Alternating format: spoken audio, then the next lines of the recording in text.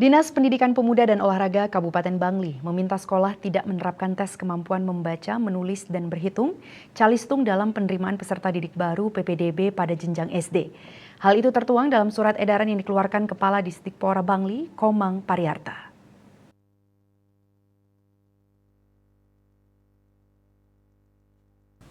Pariarta mengatakan pihaknya menerbitkan surat edaran tentang penguatan transisi PAUD ke SD kelas awal menindaklanjuti surat edaran Direktur Jenderal PAUD SD SMP tentang hal yang sama, di mana sesuai peraturan pemerintah nomor 17 tahun 2010, PPDB SD tidak didasarkan pada hasil tes kemampuan calistung atau bentuk tes lainnya.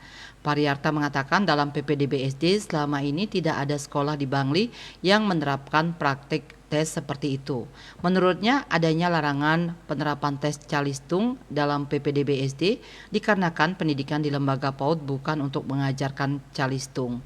Di jenjang SD lah calistung baru mulai dipelajari siswa. Selain meminta sekolah tidak menerapkan tes kemampuan calistung dalam surat edaran yang ditujukan kepada Kepala PAUD dan SD, serta pengawas sekolah, Pariarta juga mengingatkan agar pengenalan lingkungan sekolah bagi peserta didik baru dilaksanakan mengacu ketentuan perundang-undangan yang mengatur pengenalan lingkungan sekolah, khusus SD dalam rentang waktu 2 minggu pertama pada tahun ajaran baru. Sekolah perlu melakukan pengenalan peserta didik dengan lingkungan pelajarnya. Hal itu penting agar peserta didik merasa nyaman berkegiatan di lingkungan sekolah. Selain itu, pembelajaran pada PAUD dan SD kelas awal dilaksanakan dengan mempertimbangkan kebutuhan belajar peserta didik sejak di PAUD sampai kelas 2 SD. Dayu Swasrina, Bali Post melaporkan.